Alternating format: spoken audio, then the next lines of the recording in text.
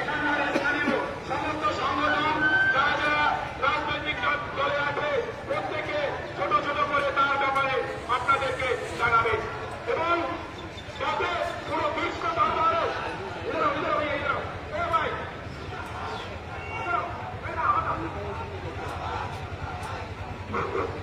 কেউ জানেন না এবং দূরে দূরে যারা আছেন আমাদের এই মাইকের কাছে চলে আসুন।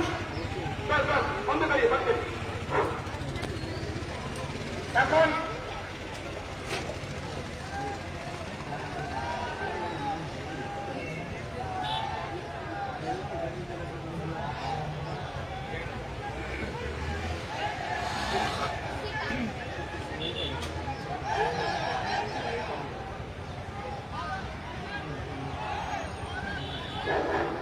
কেউ জানেন না যেভাবে আমাদের হিন্দুদের প্রতি এই বাংলাদেশে যেভাবে এই জিহাদি মুসলমানেরা যেভাবে আমাদের ধর্মকে আমাদের জাতিকে আঘাত করেছে, আপনারা কেউ যাবেন না। এখানে যারা আমাদের রাজনৈতিক দলের যারা নেতারা আছে, যারা সংগঠনের লোক আছে, কি কি অত্যাচারে আমরা ভুগছি তার বিষয়ে আপনাদের বলবে।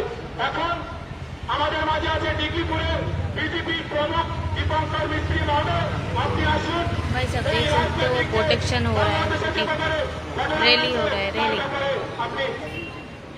काम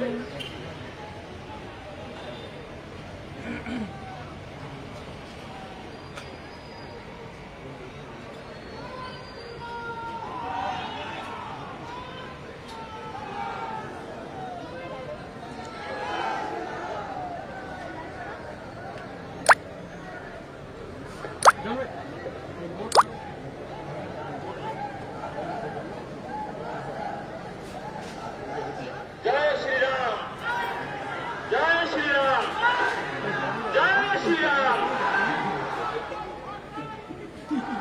ডিগ্রিপুরের হিন্দু সমাজের লোক সবাইকে অশেষ ধন্যবাদ। কি এত বড় ভিড়ের মধ্যেও আজকে আমরা এখানে দাঁড়িয়ে রয়েছি শান্তি সহিত, কিন্তু আজকে যে জ্বালা আমাদের গায়ে রয়েছে সে জ্বালা সম্বন্ধে বলে বোঝানো যাবে না।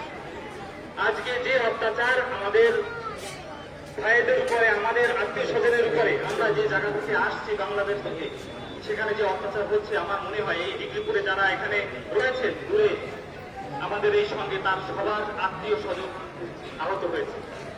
আজকে আমার বলার কিছু নেই, যা দেখার আপনারা সবই আপনারা দেখেছেন কোথায়, হোয়াটসঅ্যাপের মাধ্যমে। আজ ইন্টারনেটের জামানা, সবাই আমরা দেখছি। কিন্তু তারপরেও হিন্দুরা আমাদের भाई साहब सब कोई दुकान पाट बंद करके आ गया रैली में, आप सब देख सकते हो। এটা এখন অবধি যারা আমাদের সঙ্গে আমাদের উপরে অত্যাচার করছে রোহিঙ্গা মুসলমানরা, তাদের এখনো সেই ভয়টা আসার দরকার আছে। এবং হিন্দুরা এক হয়ে আমাদের সবসময়ের জন্য না থাকলে আমাদের এই ভয় তাদের মধ্যে থাকবে না। আজ বাংলাদেশের 40,000 মুসলমানরা যেভাবে অত্যাচার করছে, 40,000 হিন্দুরা 7 তারিখে এই যে অত্যাচার হয়েছে তারপরে কিন্তু কালকে থেকে কিন্তু সব হিন্দুরা এক হয়ে গেছে। এবং হিন্দুদের হাতে যে অস্ত্রশস্ত্র এসেছে তার কারণ কারা?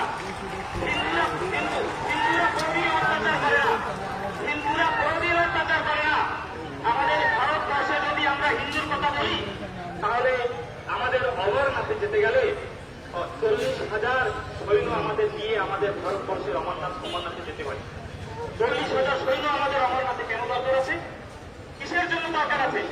যখনই আমরা কথা বলি তখনই বলে যে না, খালি মুসলমান সম্প্রদায়ের লোকেরা অত্যাচারী না, হিন্দুরা অত্যাচারী।